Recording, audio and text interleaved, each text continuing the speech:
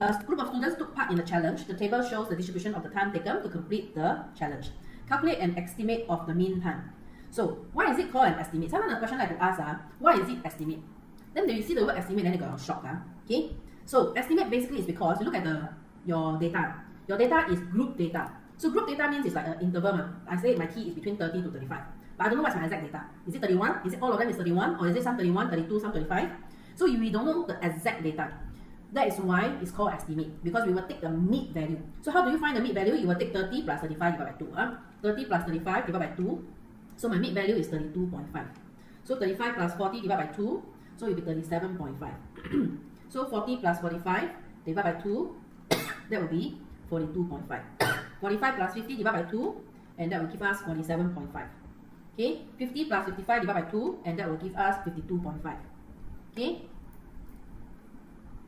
Okay, then mean time. Okay, mean for me I always use formula. Okay, so mean, the formula is sum of fx over sum of f. I know students see this formula, they always get a shock. I say, hello, I see this symbol, I don't know what's this. Okay, so f is the frequency, right? X is your data. F is your frequency, correct? So this one simply means summation. That means you're going to add them together. So f times x, you're going to multiply the f and the x, and then after that add all of them together. That's what it means. So this is my frequency. Because number of students is like I have 18 students take this amount of time. Okay, I have 34 students who take this amount of time. So that is my frequency. So this one is my frequency and this is my x. So all I need to do is just 18 multiplied by this bracket. 18 multiplied by 32.5 plus 34 multiplied by 37.5 plus 62 42.5 plus 59 47.5 plus 27 and 52.5. And then after that over sum of f. So sum of f, usually, sometimes the question itself will tell us a group of how many students.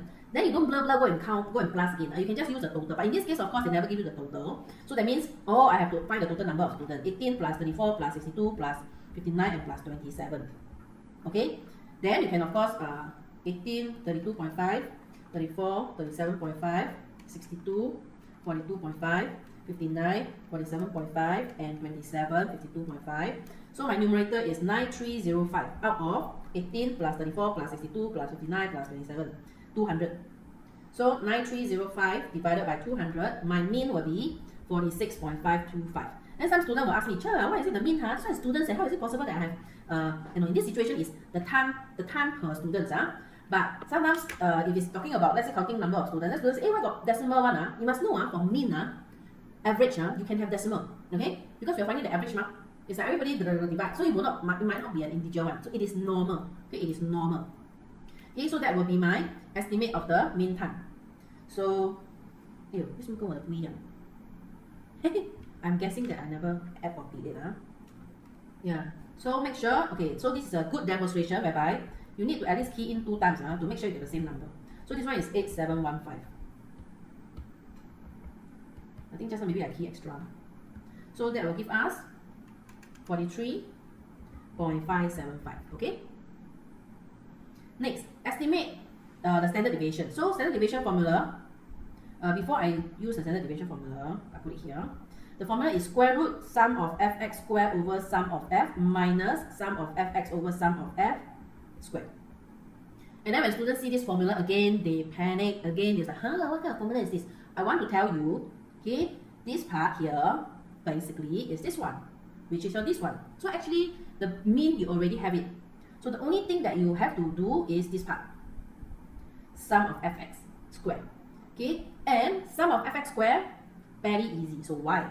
Because I'm going to use this color, this one, which is this one. So I'm going to do this. Copy. Of course, your exam cannot. Okay? Yeah. Okay, so sum of fx squared equal. So you see, you are still summation, but you are adding the f times x squared. So it's the x that is squared. So you see, that's how I make sure that this one is f, this one is x.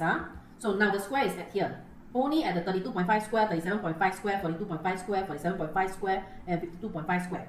So that's called my sum of fx squared.